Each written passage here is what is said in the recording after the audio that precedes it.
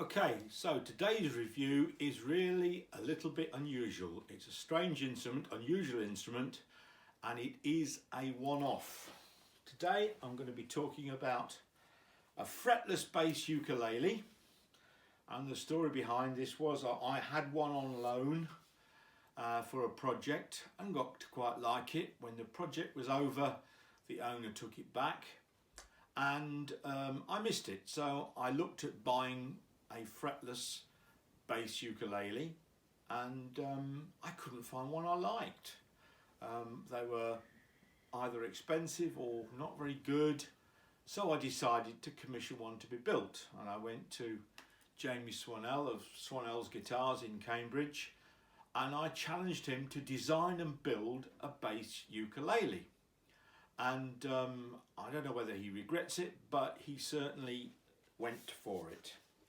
What we have here is the one and only Swannell bass ukulele he's ever made, and he kind of looked at it from a project of using up some pieces of wood that he had in the workshop, and also to make it in a way which was cost effective from manufacturing. So the back is a nice bit of maple. You can see that it's got a nice bit of flaming on it. The sides are made of cherry and they've been sawn out. They're not bent, they're a solid piece, relatively firm, and the top is a piece of spruce from an old guitar, but it was too small to use for a new guitar, so it was cut down. Mahogany neck, a rosewood fingerboard, and that's really the construction of it. It has stringing through the body to give a bit more resonance, but you will see it's not very loud.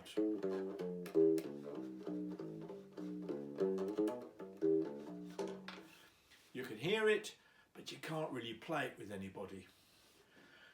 So we had quite a few experimental attempts at getting the design just right. We've got a sound hole here offset. That means you can have the top nice and thin. I had got a set of strings and a little preamp, and the original piezo pickup I also had, but it turned out to have 6 bridges, and so it didn't work out at all well, and we managed to source a four pole piece, one from our friends in China. I think it was about £5 for the pickup. It really wasn't expensive, but as you'll see, it works. Got lots of nice little touches. Hip shot tuners. We did wonder about putting friction pegs in to keep the price down, but in the end, the amount of work that would entail, it was worth getting some hip shots. You can see that it's got a little volute there. It's all perfectly well made, and there's the front. You can see it a bit closer there. Nicely balanced. But the big question is, what does it sound like when you plug it in? So I'm going to try it through my PJB briefcase amp, which is really excellent for double basses. I use it for the double bass and other instruments that I've got, and it gives a lovely warm sound, which is what we're after. So let's plug in and find out how it sounds like. So I like this because it sounds a bit like a double bass. Have a listen.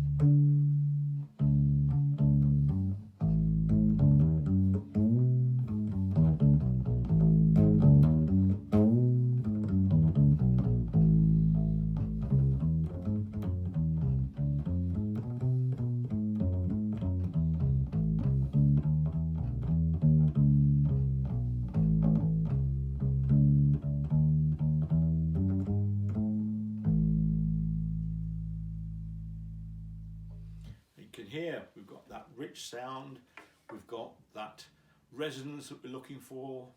It's not a double bass, but trust me, carting this about and this about makes it a whole lot easier than running around with a double bass and all the rest of the bits and bobs, stands and what have you.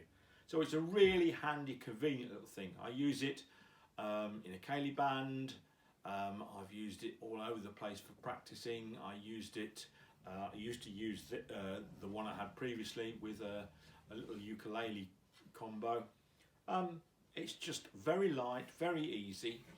So that's the Jamie Swannell, the Swannell Fretless Bass Ukulele. If you wanted one, I'm not sure whether Jamie would want to make one. It certainly took him longer than he thought, but he says he enjoyed doing it. It's a great piece of kit. I'm very pleased with it, and it wasn't, for me, that much more expensive than buying off the peg one, and they were all rubbish compared to this one. So there you have it. I'll just rotate it close up.